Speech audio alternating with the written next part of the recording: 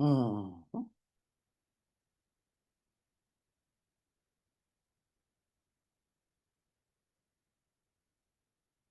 Good. Good evening, everybody. Welcome to the 10 New Windsor workshop. It's June already, right? June 1st. Wow. Before we get started, can everybody stand for the pledge, please? Pledge allegiance To the flag of the United States of America, to the republic for which it stands, one nation, under God, indivisible, with liberty and justice for all. All right. So we got a full house here tonight. I got all the board here. I got Deputy Supervisor Steve Moreau, Councilwoman Sylvia Santiago, Councilman Charlie Rowe, Councilman Mike Schwartz. I got our town clerk Patricia Clarino, receiver of taxes with us, Sue Scheibel, even our comptroller. So that's Doreen Casey, and the police chief Danny Valeri, and our town attorney Dave Zagon with us. And our first item on the agenda tonight is we have Justin Wood here from Nugent and Hessler. They're our accounting firm. They did our near perfect audit for us. Justin's going to be here and give a presentation, and Doreen's here to answer for it all if there's any problems. Right. Justin, I'll turn it over to you. All right. Thank you, Steve. Thank you. Thank you to the board for having me. Quick introduction. My name is Justin Wood, with Nugent and Hessler PC. We're in our 100th year of existence. We're out of Montgomery, New York, here in Orange County. I've been there for 23 of those 100 years. I've been coming here for 23 years in a row, and I've been a partner there for 9 years. And I've been working with Doreen for how many years, Doreen? 16 years together. And I knew right away as soon as I met Doreen that she was really good. And Michael, because you're new, I'll let you know just how wonderful Doreen is. She does excellent job. She's super efficient. I'm sure you've heard all this information. Not only Doreen though, but really all the other departments as well. The clerk, water, sewer, tax collector, everybody's a pleasure to deal with. Provides the information that we need to be able to provide this audit to the board and the supervisor in a timely manner so that you're getting timely information to make decisions.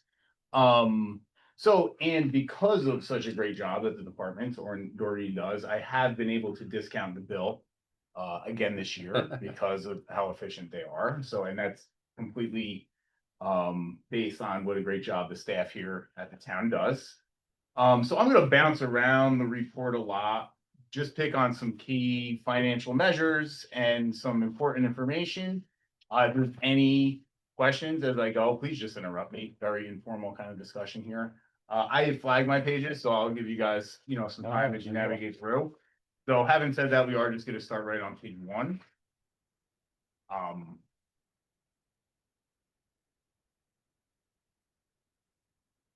So this is where we provide our opinion on the financial statements.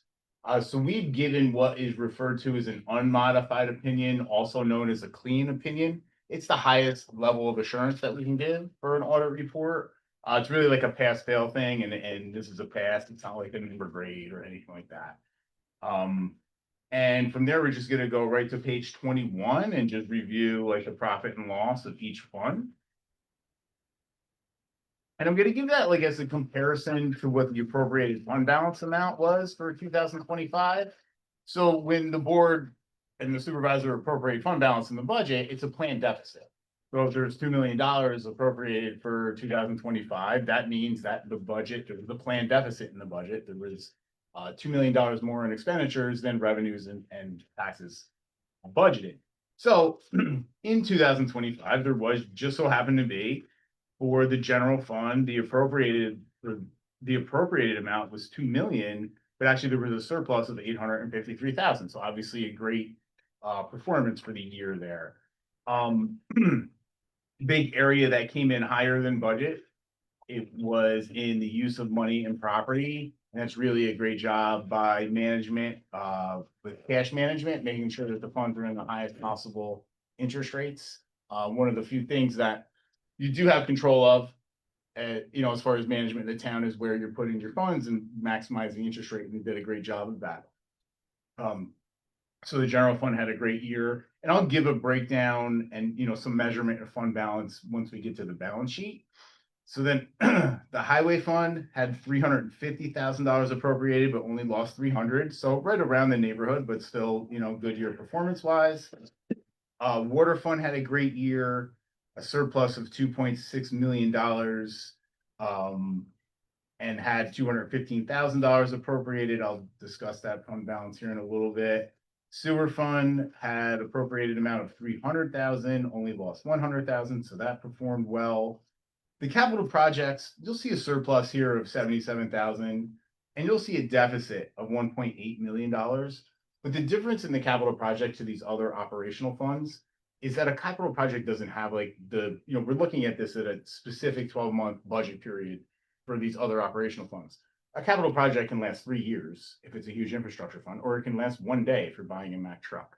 So like we're just really looking at the capital project fund at like a snapshot in time. Like it's not necessarily, all the projects within there weren't 12 months within 2025. The debt service fund had increases from interest and premiums on obligations, bringing that a surplus to $929,000. The non-major funds, I'll give a breakdown of the fund balance, but combined had a small surplus of $7,300. So from there, we're just going to back up 2 pages to the balance sheet on page 19 for all these funds. I'm going to give the measurement of the fund balance for each fund based on a percentage of the following year's budget. I do that because the comptroller assesses fiscal stress based on a measurement of fund balance compared to budgeted expenditures. So, and they start assessing fiscal stress once that number falls below 20%. So just keep that in mind as we go fund by fund. So on this schedule here, you'll see the top third of the page are the assets of the town. Middle third are the liabilities and deferred inflows of the town. And then the bottom third is the best performance measure here for the town are the fund balances. So given that, information with the 20%, the general fund, the total fund balance for the general fund of $11.77 million is 41% of the following year's budget. So very healthy. And then I back off the assigned fund balances, which are made up of, $800,000 in parklands, $455,000 in cemetery funds, and then $1.8 million that's appropriated from 26. So I take that off the total fund balances to leave $8.7 million in assigned or otherwise known as available fund balance. And even that, even with backing those amounts off, you're still at around 31% of the following year's budget. So still very healthy, still not close to the 20%. So, something always kind of each year we're going to revisit this measurement and see where we go from year to year. Highway, the total fund balance is 36.79%.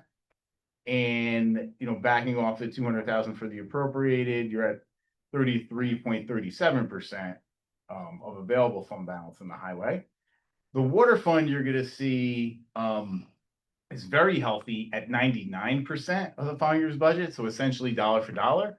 Now, however, that may seem high, but just want to point out that, knock on wood, that these infrastructure funds, the water and the sewer, which I'll get to in a moment, are most susceptible to a natural disaster if one occurs, and the cost of the repairs in one of these funds is astronomical to repair the water system or sewer system if it was to go down. We've been there already. Right. Yes. Right. As this town very well knows. Exactly. So really, as far as the fund balance being that healthy, you can't really have too healthy a fund balance in those infrastructure funds. I wouldn't see it as, oh, that's too high. Sewer fund is 61% of the following year's budget. And then again, we talked about the capital projects being a point in time. You'll see there is a deficit here listed for the capital projects, but I discuss it with Doreen, and there's either already funding set up as far as the bond anticipation note, or the board has done a resolution to secure funding in each and every situation where there was a deficit project. The debt service fund is sitting on 3.5 million. This can be used to help pay down future debt, so something to take into consideration in the future. And then for the non-majors, I'll just give you a breakdown of those two. They're on page 69 in the back. Both of them are healthy. The refuse and garbage fund is at 34% of the following year's budget. And the ambulance, and I know the town somewhat acts as a conduit to the ambulance district down, the New Windsor Volunteer Ambulance Corps here. There is $153,000 in fund balance. That's below the 20%. That's at 14%. But the ambulance situation is a little bit different, given that, you're just helping fund Yeah, we the. fund it, yeah. You're right. And then just a couple other items I want to hit on. We'll go back onto page 17.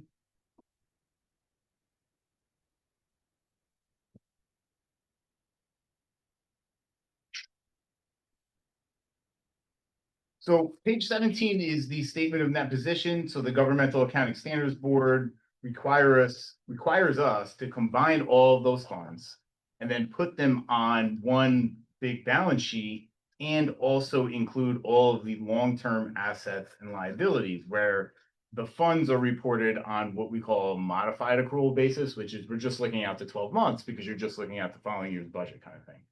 This is putting all the long-term assets and liabilities. So you'll see, like in the asset section, you'll see capital assets, such as this building and the vehicles and stuff like that go on the books. Also on the other side of that, you're going to see the bonds payable. And then one big liability that I like to just quickly discuss, because it's so big, is the other post-employment benefits. That's at $72 million at December 31st, 2025. That number represents an actuarial calculation of the present value of the retiree health insurance payments that the town will pay over the next 30 years. The reason I bring it up is because it's such a big number, and the temptation is to try to start to fund it. But unfortunately, New York state law doesn't allow the municipalities to fund it with a reserve or anything. All that you can do is fund the next 12 months of health insurance payments for retirees. So they kind of let you know, hey, there's this ugly liability out there for the future, but there's not much you can do about it other than just fund whatever the next 12 months are. So I just like to bring that up for that reason. We did this year because the town spent more than $1 million in federal awards, meaning that they received reimbursement from the federal government for more than $1 million. We did have to do what we refer to as a single audit, which was a program specific, like a focused on one grant audit. And again, same there, we give an opinion on the major federal program that we select. And again, unmodified, clean opinion, no findings. We've submitted that to the Federal Audit Clearinghouse last week, me and Doreen. So that's all been taken care of. In the management letter, which is loose and attached, you'll see that there's no material findings that I had, not surprised, given what a great job everybody does here.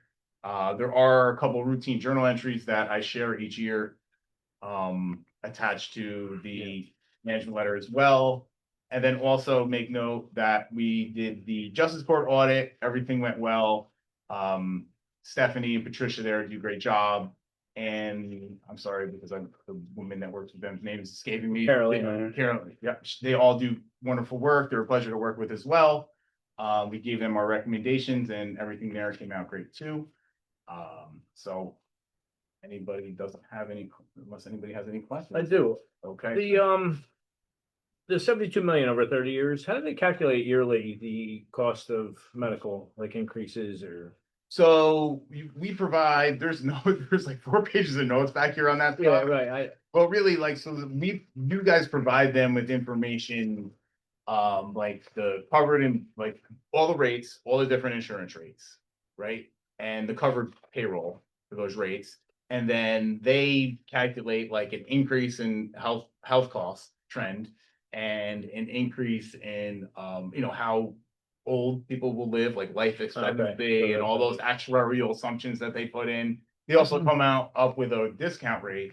So just to give you an idea, let me find the page, because this gives you an idea of just like the guessing game that they're playing and the impact that it would have. If you go to page 49.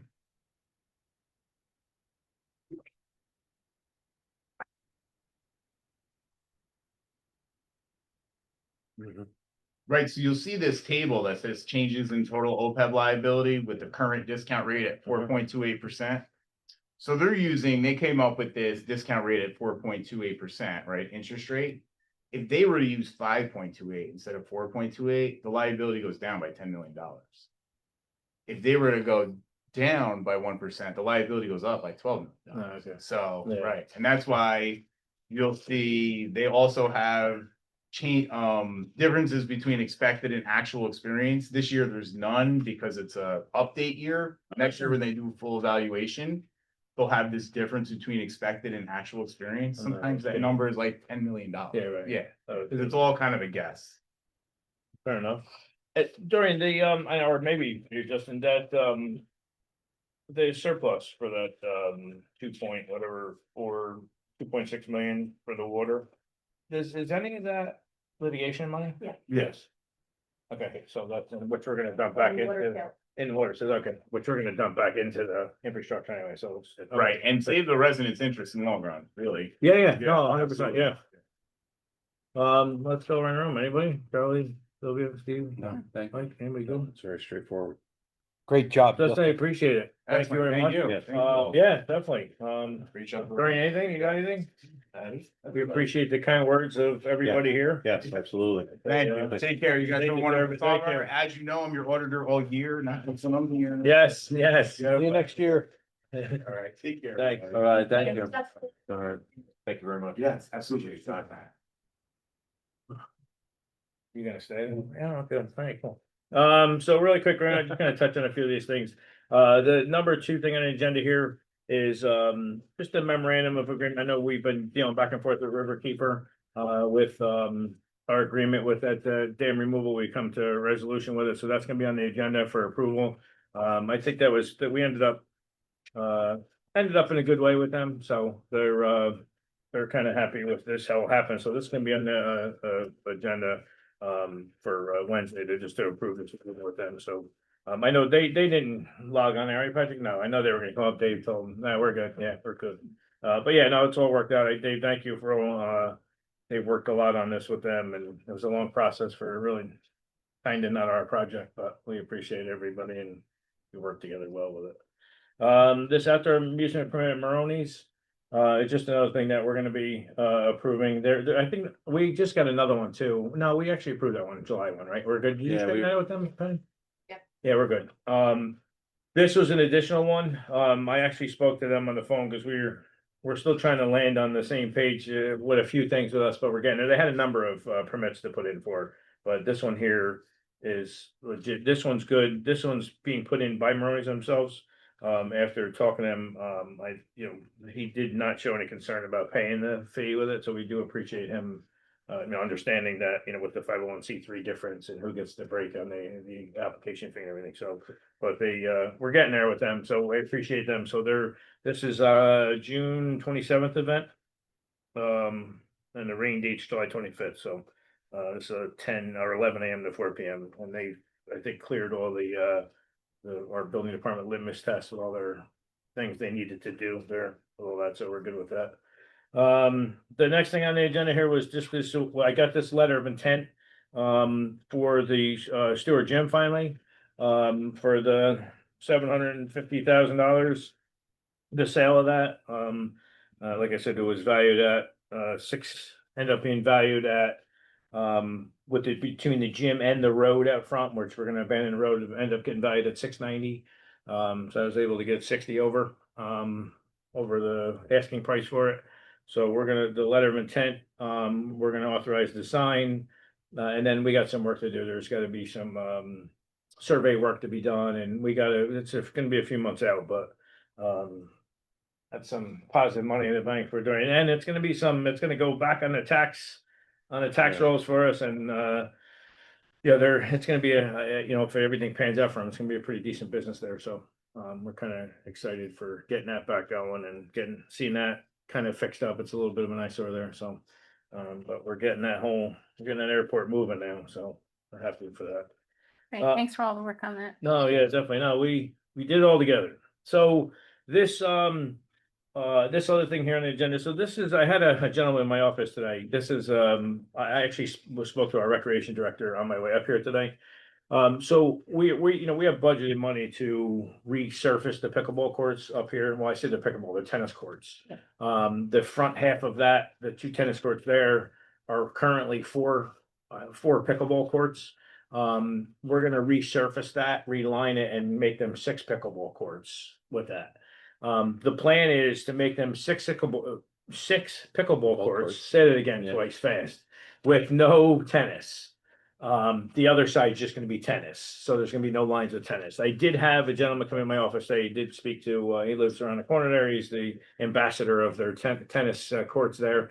And I talked to him a little bit today, I spoke to Jess again. I asked her to, so what we're gonna currently do to kind of save some money, to start resurfacing the pickleball courts. The original tennis nets are gonna remain in the poles because they're the backstops of the pickleball to delineate the 2 courts, if you will, back to back. And then we're gonna put a little filler net in between them, so they're not gonna change. I did ask her to get me a rendering right now of the 6 pickleball courts. He said so I can get it.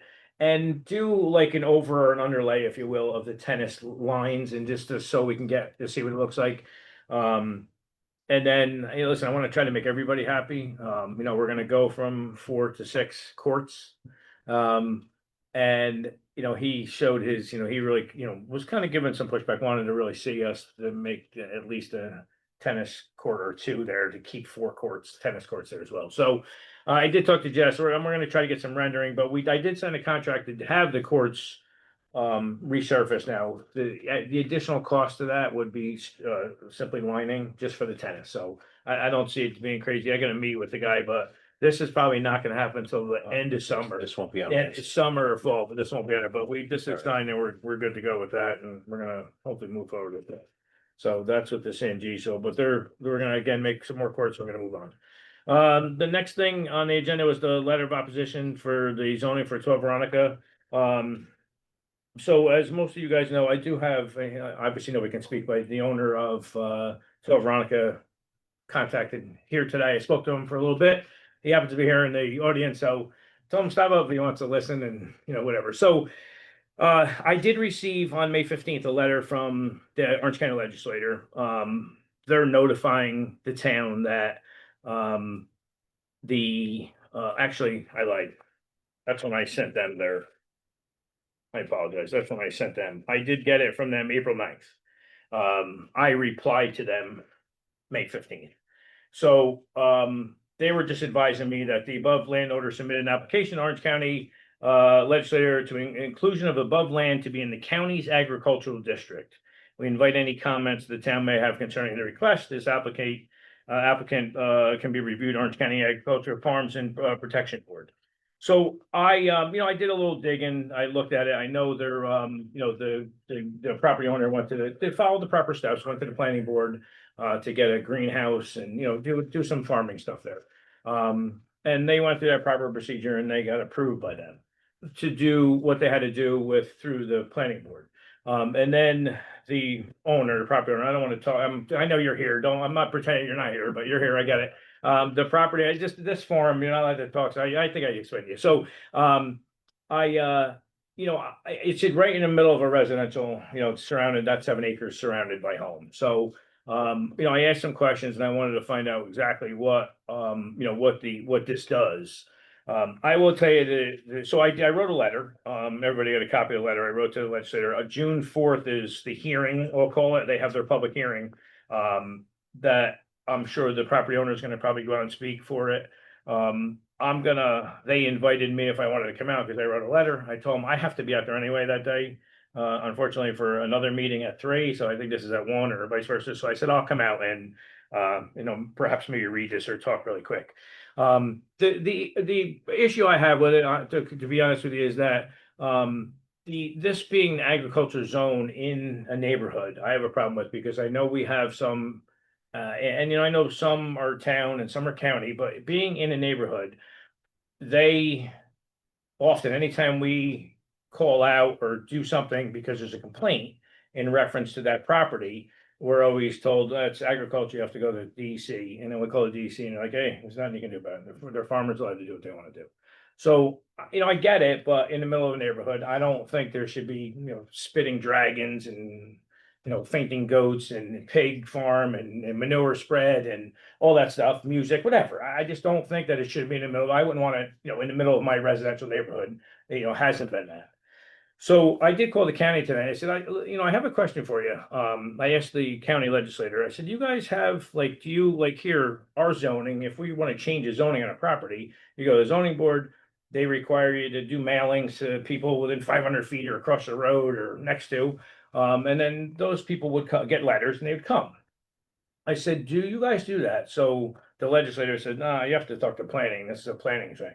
So I called planning said, no, you have to talk to the legislator. And I said, hold on, I talked to the legislator. She goes, well, I don't know. I've never heard of that. And I'm like, well, she goes, well, it's a public hearing. Anybody can come. I'm like, if I didn't get this letter from the legislator, we wouldn't be talking about it right now. I wouldn't have known about it. I said, so I think it's fair that if something's going to happen in a neighborhood, I think the residents around should not only be notified, should have at least some fair warning and let them come speak.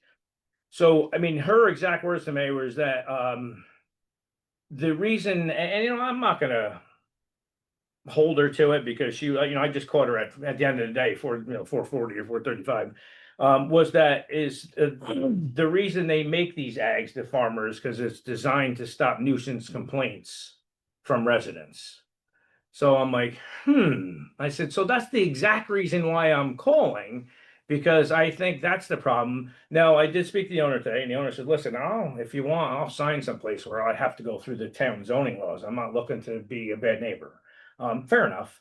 However, that gentleman may not be the owner always. He could sell, and now that agreement's not going to be passed on to the next guy, right? So I says, I'm not gonna, and no, I don't hate anybody. I don't think it.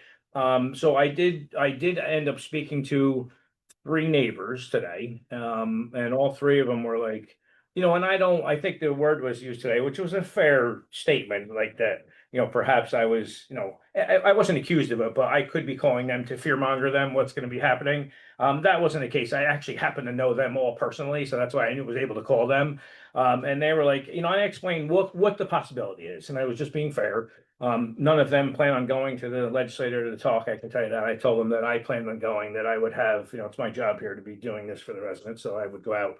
So that was the letter I was sent out there. So, the intent was certainly not to see, I don't want to see somebody in a residential neighborhood being able to circumvent either zoning codes or, people calling the police because, the bird is chirping too loud, or, there's pigs farming. I know it's supposed to be a greenhouse type operation, but, that's today. We don't know what fast forward, and I don't want to be the one to say. And listen, the legislator could certainly approve it. I know they have turned down some in other towns. I've done some research.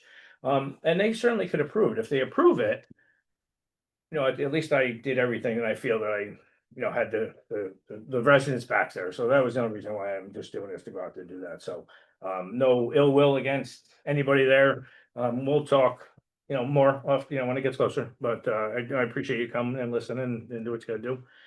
So that's it. Anybody else got anything on that? No, you're good. The Richetti Park Activity Center, so that's, I think I just made Doreen's skin crawl here when I talk about this extra money.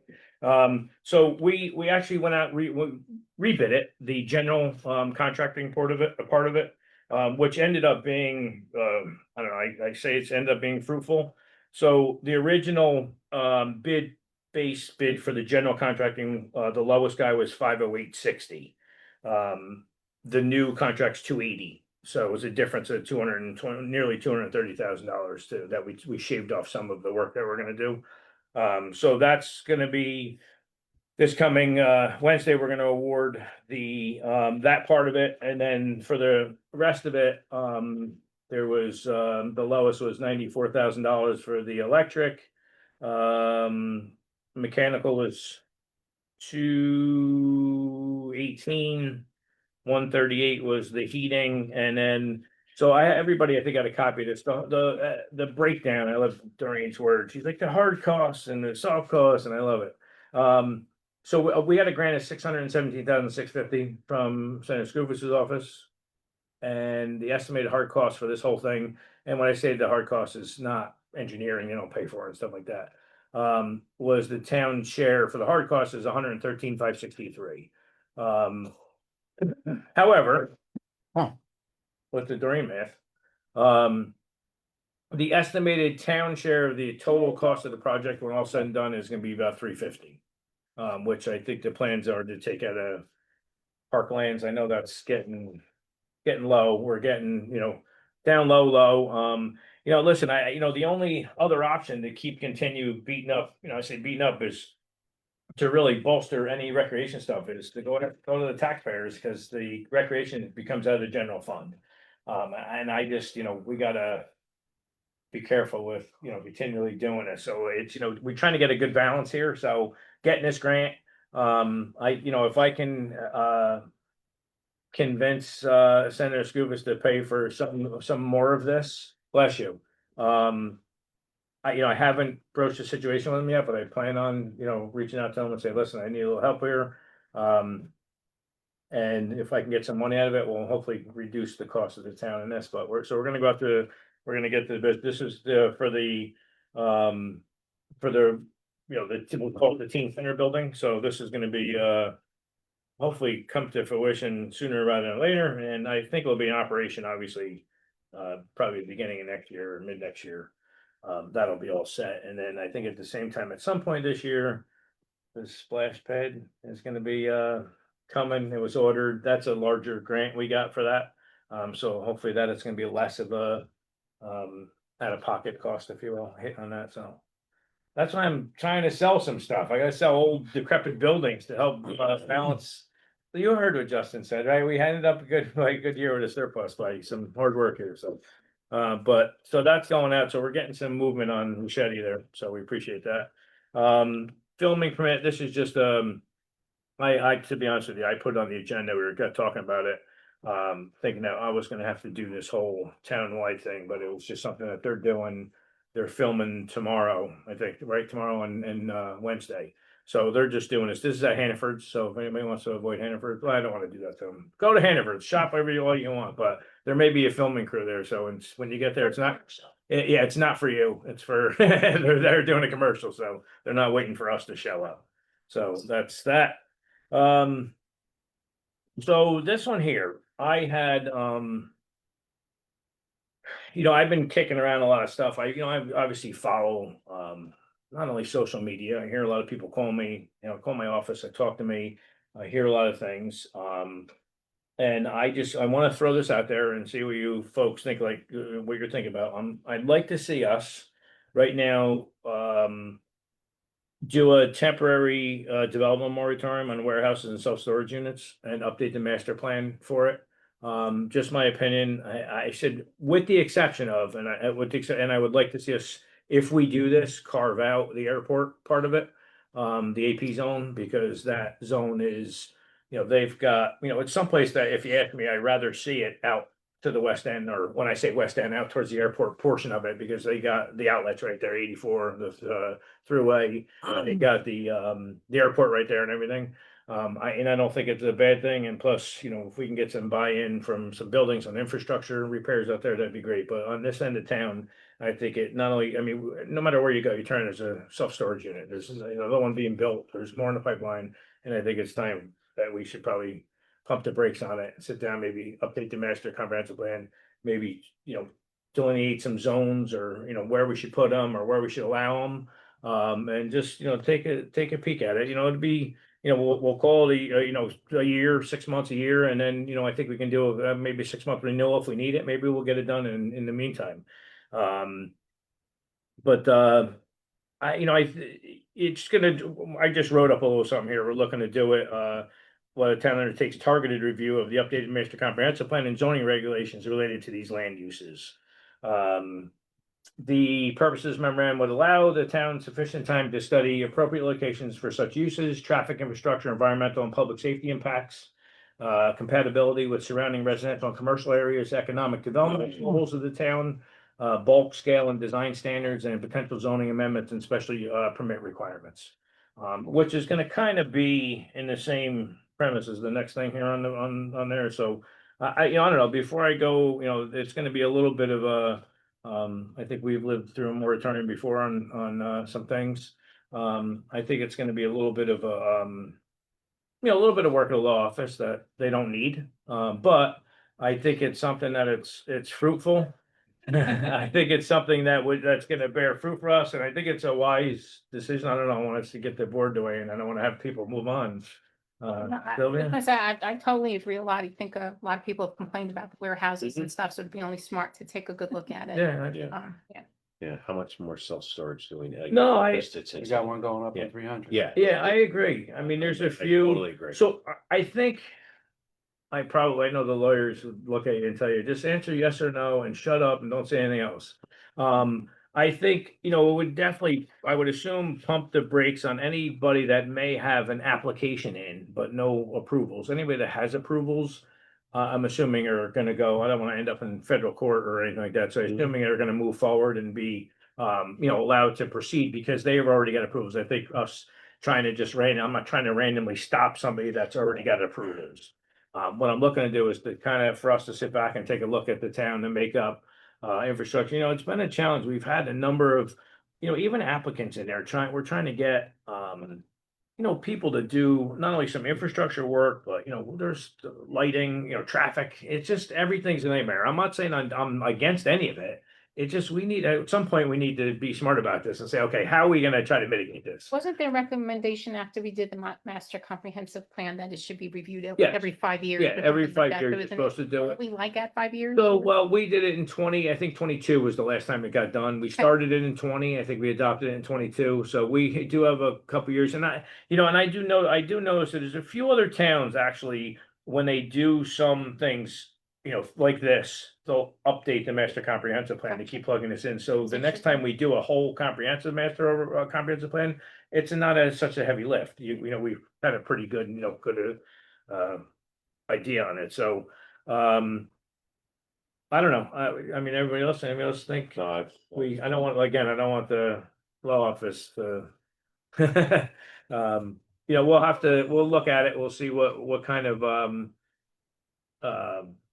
which way we gotta go with this and how we gotta work it, and we'll go from there. We'll get back to you. If you guys have anything that you wanna certainly have some input on or talk about, I think, once we do this, obviously, it's gonna be, I don't know, I gotta just find out, maybe get some guidance on, do we wanna do like just us or a little committee thing? I know we have infrastructure monthly, get some input or just get some, you guys, giving me some handwritten notes or something, like saying, listen, I'd like to see you do this, I'd like to try this, but have your input, definitely, so. With that, the next item on agenda is, so I know we've talked about a couple of times, the opting, perhaps opting into the cannabis dispensaries. So we opted out originally when you had an option, either opt out or stay in it. But once you got in, you can't opt out. So we opted out right away, and now, I think it's to the point where, I've reached out to a couple towns. I've watched a few of these dispensaries. I gotta be honest, they're probably the safest places in some of these towns, because a lot of them have guards, either they're armed, retired cops, doing security on that. So it's not on-site consumption, it's sale, you go, it's all, state, watched, and they've actually been pretty good, pretty good operations. I will tell you, the town of Newburgh, I know for one, gets several $100,000 a year. I know it's more than that, and just the taxes from it. The only thing that I said I would want to do, and I was talking to Dave, and again, I want the board's input here. I think if we do it and we opt in, that we limit the number. I'm good with 2 of them, maybe. Just my opinion. I don't know if anybody else has anything. I agree. I say if let's go with, if we do opt in, we'll limit it to 2, so we don't have 47, we don't have them, they're not like storage units in town. And we have 2 of them, and and the only thing we're gonna have to do is we need to decide. There's no, so, and the reason I pull this out, so we're going through some, things that allow it, and you'd have to look at the colors down here where it's what allows AP. So AP obviously is the airport zone. And I just jotted down some zones here to kind of, just, I see everybody's, HC, which is highway commercial, is that, this color here. which is, probably not a bad idea, just my, idea. LC is limited commercial, that's the light beige here. Again, probably not a bad idea. Just keep in mind that, I think a lot of these, towns have their rules, you can't be within so many feet of a school. Yeah. They can't be so close to each other, which is still gonna be the same rule with us, we're not gonna, it's just not gonna be, on top of Elsgate School where, people are throwing crap over the fence at them. I think one of the bigger ones, and I asked Dave a little, which is gonna be the conversation is the NC zone, which is neighborhood commercial. So you take, and I'll give you for instance, neighborhood commercial, take the 9W corridor. You can take over by like the post office on 94.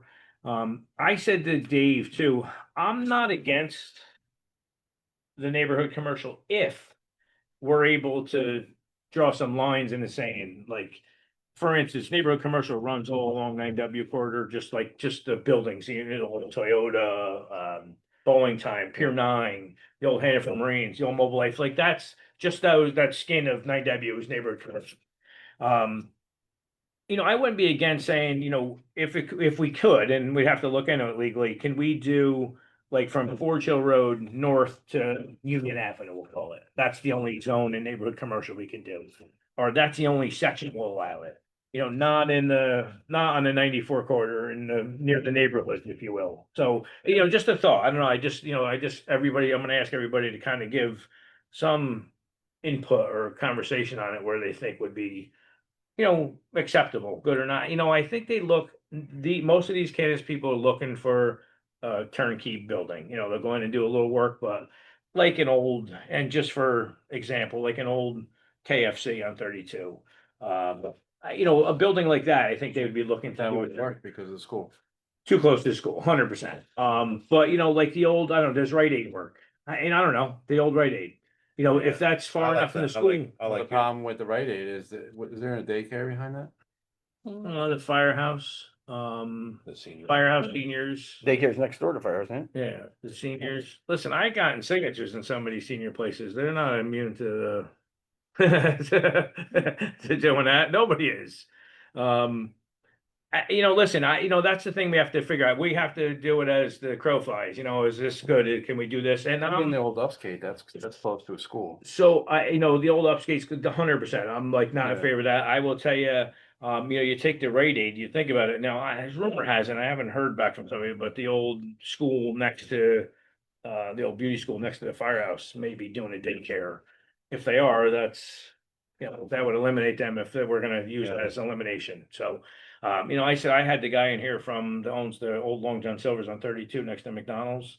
That guy wants to do something there. I don't know, build them somebody a place there, who knows, I like your 9W idea. I But- just don't know. I'm thinking about, you're not gonna, Bowling Time, the old Toyota up to the Marine, like where you're gonna get there. Yeah, I mean, there's not a, There's not a- there's a few, but not a lot. And I mean, I don't see these people coming in and building a building. Everybody Right, don't. There's right. probably not much money in that, but I can see them trying to put some. But listen, I think anybody that's really going to invest in this type of business is going to be somebody that has businesses in other town and they know the rules. We're going to go probably grab and use some of the rules from other towns. Say, listen, let's put them all together. We're going to make our own.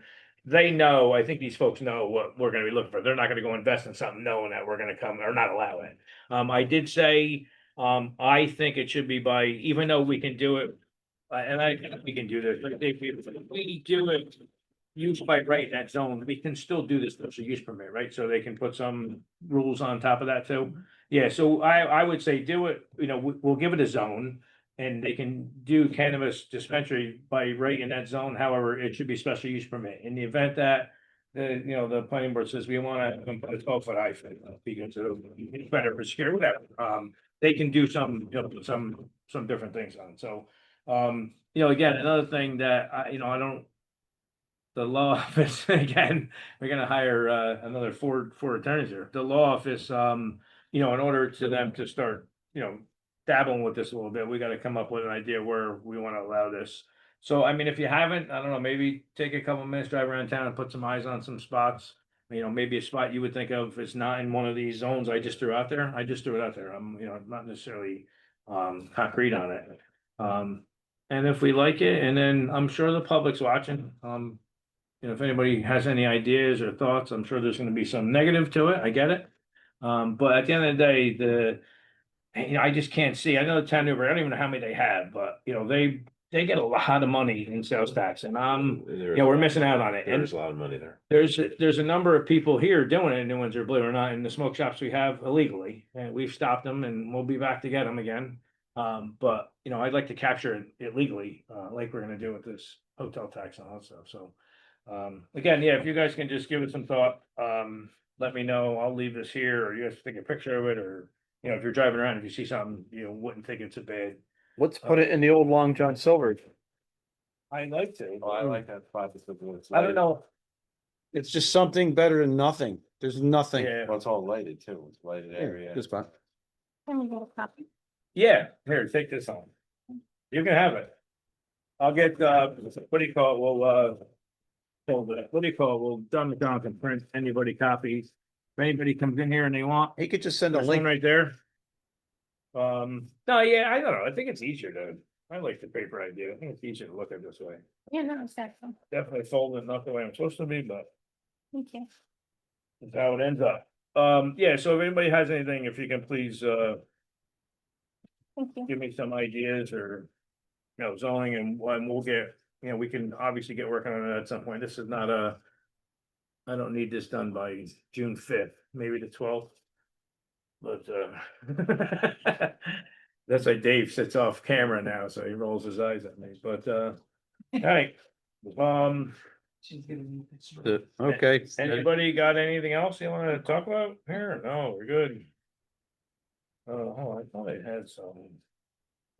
I don't think I do. I didn't have anything off topic. People wanna leave. I think we're good there. So, Ready? Steve, I'm waiting for you. Okay, I'd like to make a motion to go into executive session. Talk about personnel issues, which would be specific to police department, highway department, and the zoning board. Dave, did I miss anything? Okay, good. I need a motion. Motion by, I would second that. Oh, motion. Thank you. second Any- by any- Charlie. okay. Patty, do your thing. Yes. Councilman Bro. Yes. Councilman Santiago. Yes. Councilman Morale. Yep. Supervisor. Yes. Thank you, everybody. That